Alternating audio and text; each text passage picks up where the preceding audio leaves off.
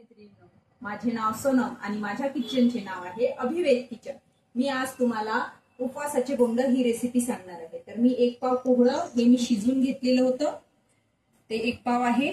आणि मी हे शिंगाडा पीठ आटा घेतला आहे, ते आहे 1 वाटी आणि 1 वाटी साखर आणि आपल्याला लागणारे विलायचीचे पूड। आता आपण सुरुवात करूया। त्याला आधी आपल्याला या कोहळ्याला मॅश करून घ्यावं लागेल। थोडं हलकं पाणी त्याच्यामध्ये मी ठेवलं होतं।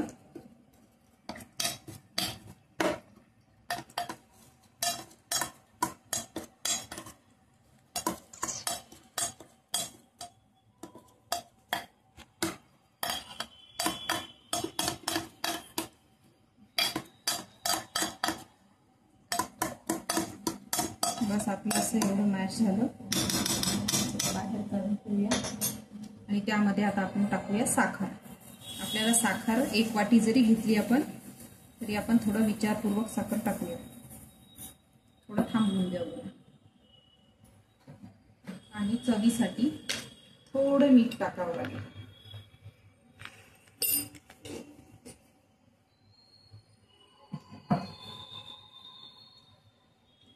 चला तर मग आता सुरुवात करूया।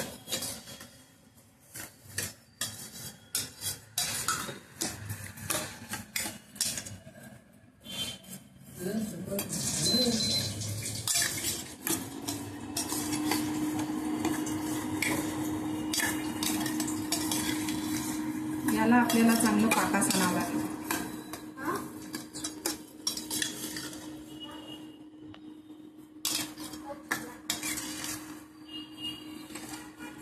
आपल्याला याला 5 ते 10 मिनिट पाकास आणायला लागू शकतो। जेवढे चांगले पाकास येईल तेवढे आपले बोंड चांगल्या प्रकारे।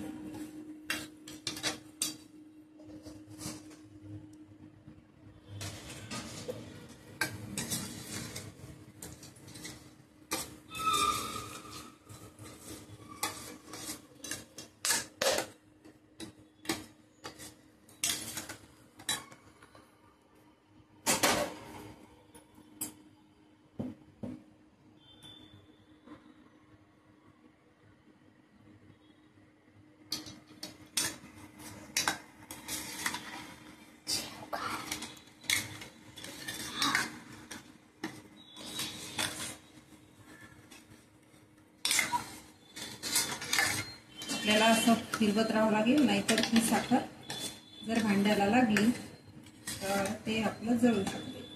कारण आपण स्टील भांडं घेतलेलं आहे, स्टील भांड्याला साखर लवकर चिपकून जातात।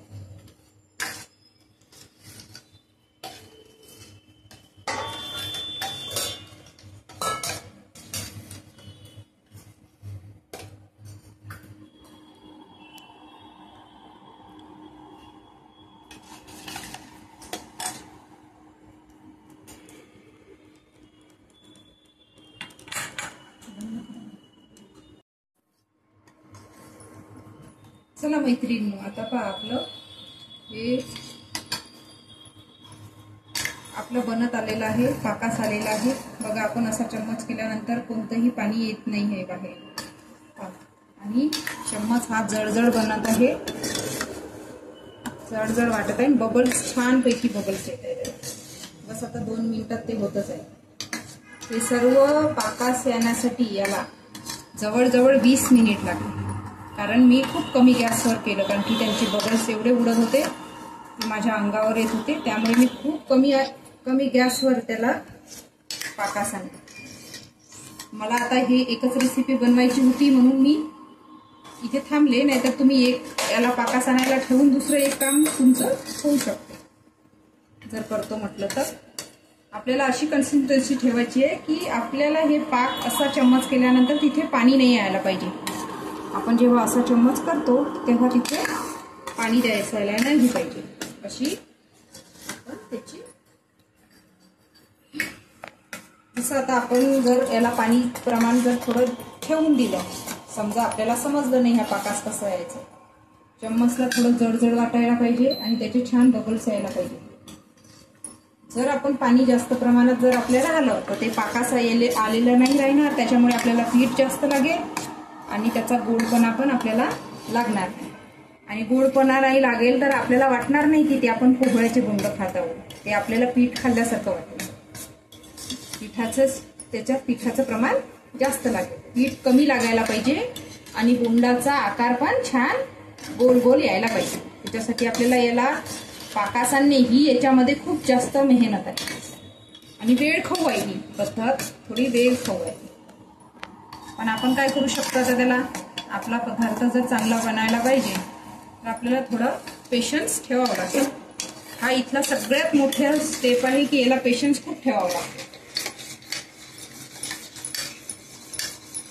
आणि तोपर्यंत आपलं हे पाकास येतपर्यंत तुम्ही सबस्क्राईब आणि लाईक करून ठेवा, कारण की यानंतर तुम्हाला मी अजून वेगवेगळ्या रेसिपीज आणणार आहे तुमच्यासाठी, आणि ते पण ट्रिक अँड स्टेप्सनुसार, कोणत्या स्टेपला काय करायला पाहिजे, कसं थांबायला पाहिजे, आपली स्टेप कुठे चुकतो आपण, हे सगळं मी तुम्हाला सांगणार.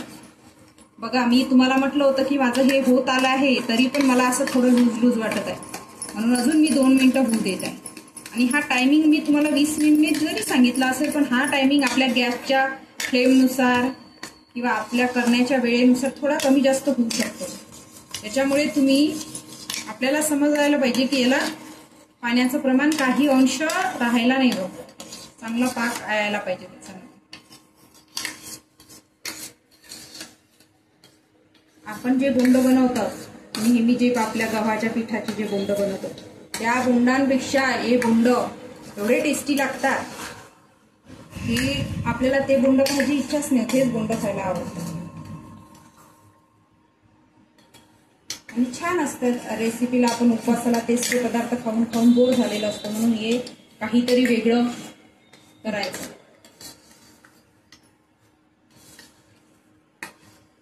लाईक आणि सबस्क्राईब करा बरं.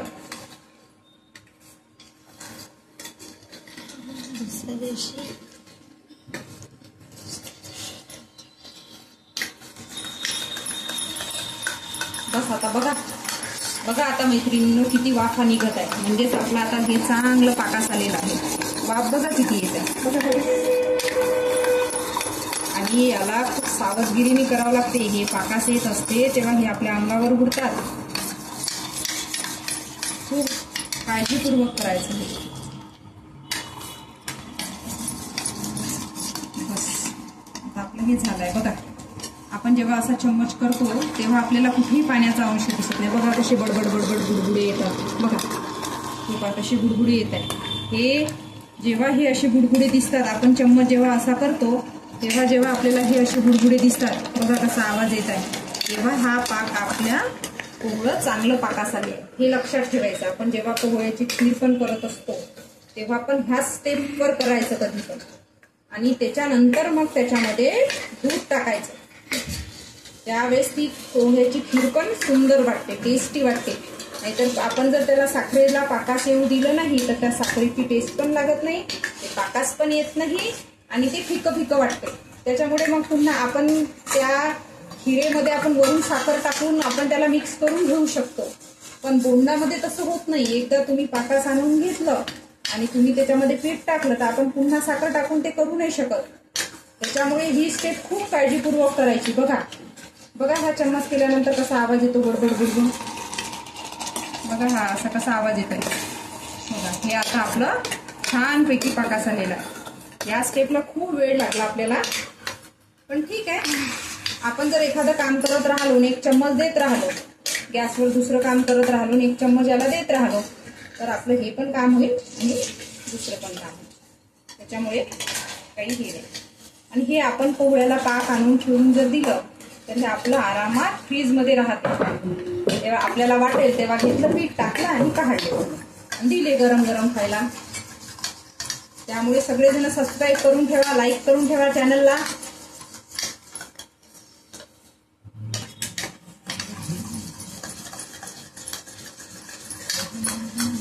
झाला, आता आपण गॅस करू बंद.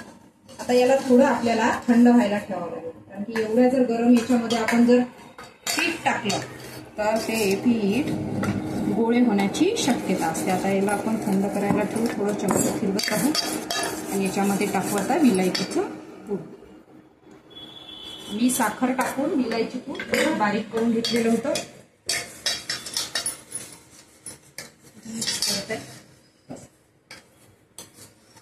थोडी हलकी वाफ त्याची निघाली पाहिजे. थोडी वाफ निघाली मग आपण त्याच्यामध्ये टाकूया पीठ. कारण की यानंतरची स्टेप आपल्याला हात घालून करावी लागेल, तेव्हा आता आपल्याला चम्मचचा उपयोग करता येणार नाही. कारण की बोंड आपल्याला भजे आपण जसे भजे आपण चम्मचनी पण टाकू शकतो.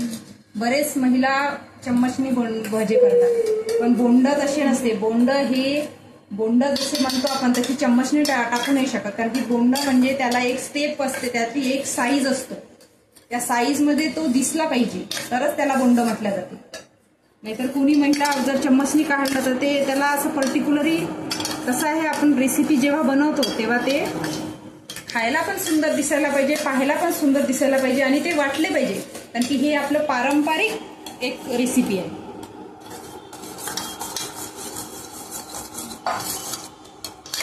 चला मग आता आपण याच्यात पीठ टाकू, बघू आपण पीठ किती पडतं. तर पीठ अंदाजे एकदम टाकून नाही द्यायचं, आपण अंदाजे आपल्याला कसं बनते ते पाहत राहायचं आणि मग टाकायचं.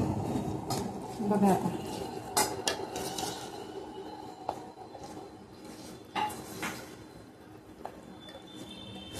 आणि ह्या आता आपण थोडं हलकं गरम असताना नाही का, म्हणजे आपण चांगलं बऱ्यापैकी गरम आहे, आपण हात नाही घालू शकत सध्या त्याच्यामध्ये. असं गरम असताना आपण जर पीठ टाकलं तर ते पीठ पण आपलं काय असते, आपण भाकरीचं पीठ कसं वाफवतो गरम याच्यामध्ये, आपण भाकरीचं पीठ कसं वाफवलं जाते आपलं, तशा पद्धतीने हे पीठ पण याच्यामध्ये वाफवलं जाते. त्याच्यामुळे तुम्ही ते तळाल, बोंड जेव्हा तळाला घ्याल तेव्हा म्हणजे त्याची टेस्ट पण छान येते. आणि कुणी या पिठाला या स्टेपला मिक्सरमध्ये बारीक करून घेतात, मिक्सरमध्ये चालवतात एक जीव होण्यासाठी. पण नाही, तशी काही आवश्यकता नाही आपल्याला. बघा 1 वाटी पीठ बरोबर लागलं आपल्याला, जास्त नाही आणि कमी पण नाही. म्हणजे 1 पाव पोहळं घेतलं होतं, त्याला 1 वाटीच्या जवळजवळ साखर लागली. थोडी कमी टाकली मी, मला वाटलं की होऊन जाईल एवढ्या याच्यात. आणि विलायची पूड आणि 1 वाटी पीठ लागलं आपल्याला. आता याला छान असं कलसून घ्यायचं, मिक्स करून घ्यायचं छान. ते थंड पण होते आणि त्याला ते आपण ज्वारीच्या पिठाला कसं वाफवलं जाते तशा पद्धतीने ते वाफवलं पण जातं.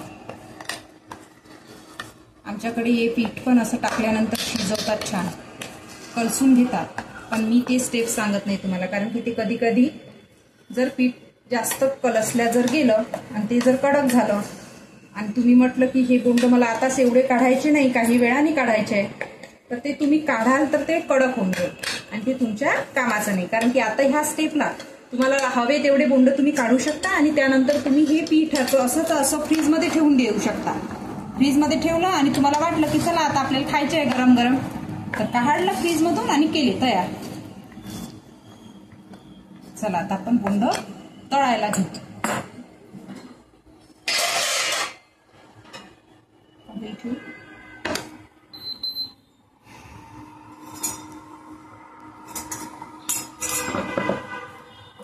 हॅलो गाईज, ही माझी आता पहिली रेसिपी आहे, त्यामुळे तुम्हाला सबस्क्राईब करणे आवश्यक आहे. कारण की ही मी सुरुवात या रेसिपीने केली आहे.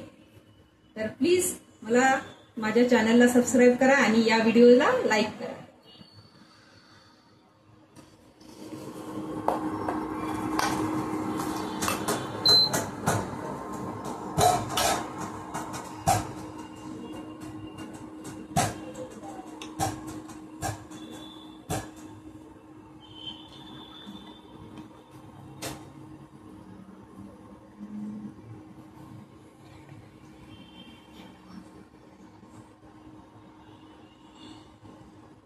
अजून आपलं तेल चांगलं गरम व्हायचं आहे.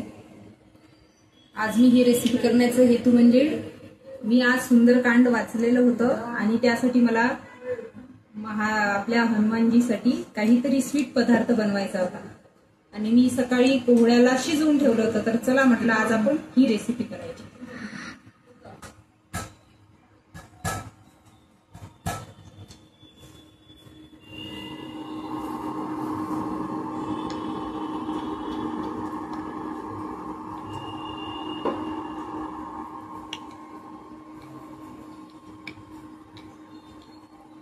चला आपलं तेल गरम होत आलेलं आहे.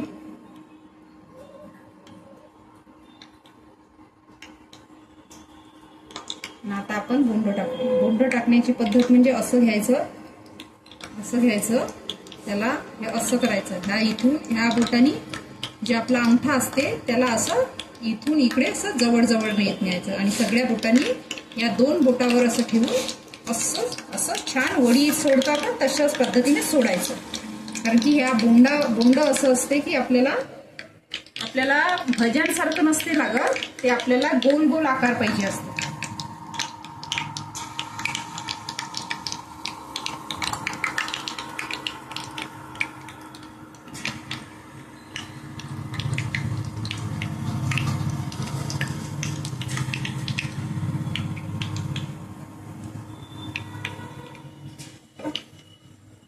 मी पटापट टाकून घेते.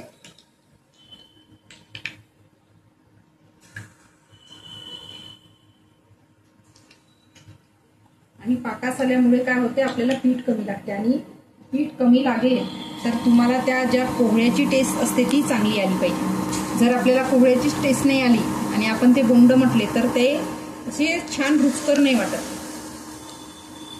गव्हाच्या पिठाचे असो की उपवासाचे बोंड असो, त्या बोंडांमध्ये आपल्याला पिठाची टेस्ट न येता पोह्याची टेस्ट यायला पाहिजे. जर पाकास जर आलं नाही आपलं तर आपल्याला पीठ जास्त घालावं लागेल आणि पिठामुळे आपल्याला मग पोह्याची टेस्ट येणार नाही. बघा हे असं दूरच टाकून घ्यायचं, कारण की ते ऑलरेडी तसे चिपकतात एकाला एक. पाहाल आता तुम्ही. आणि दूर टाकल्यामुळे काय होते, छान असे फुलतात. मग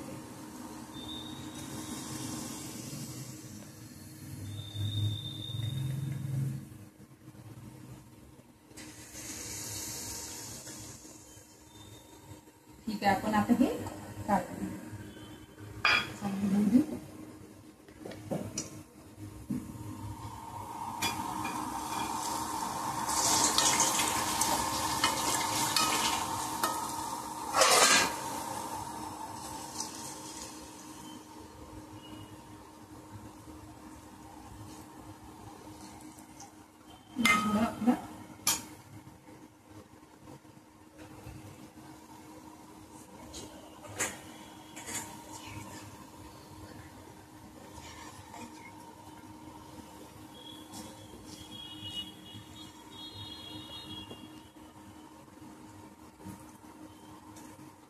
थोडा गॅस आपण कमी करून घेऊ.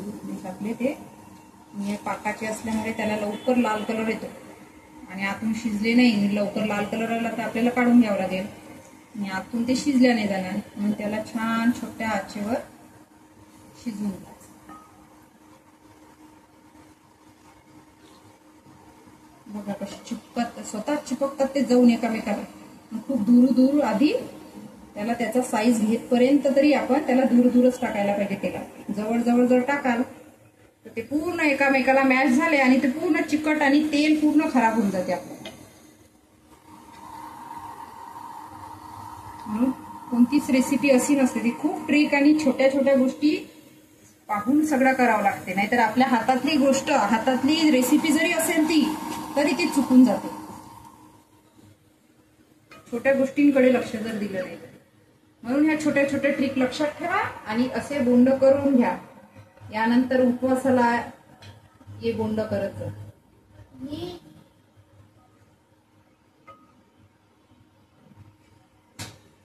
बघा आता किती छान कलर आला बोंडाला. बघा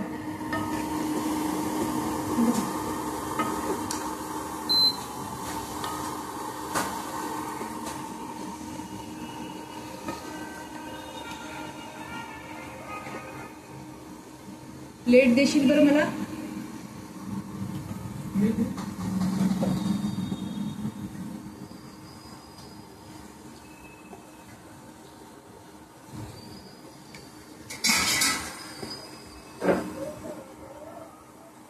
नहीं छोटी दिन में ये छोटी दिन.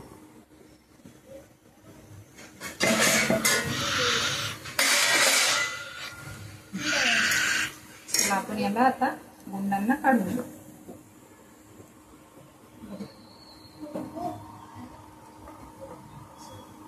बाहेर बाहेरून बघा ते कसे झाले आणि आतमधून मी तुम्हाला आता एक फोडून दाखवते.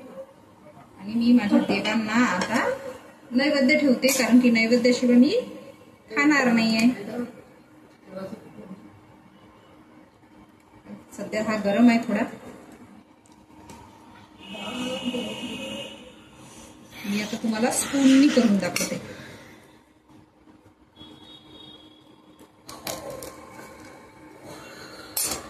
बघा खूप गरम आहे, हात पण नाही लावू शकत.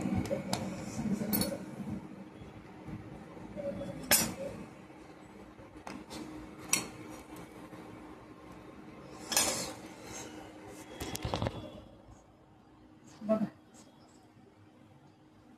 बघा यामध्ये आपल्याला कोहळं दिसत आहे, नुसतं पीठ नाही दिसत आहे. पहा किती छान आतमधून एकदम सॉफ्ट झालेला आहे आणि बाहेरून क्रंची आहे. बघा याच्यात कोहळ्याचं टेक्स्चर जास्त दिसत आहे आपल्याला आणि छान बनला. अशा पद्धतीने तुम्ही आता तुमच्या घरी कोहळ्याचे बोंड करून पहा. आता सबस्क्राईब आणि लाईक करा चॅनलला, त्यानंतरच तुम्ही हे बनवा. ठीक आहे, बाय.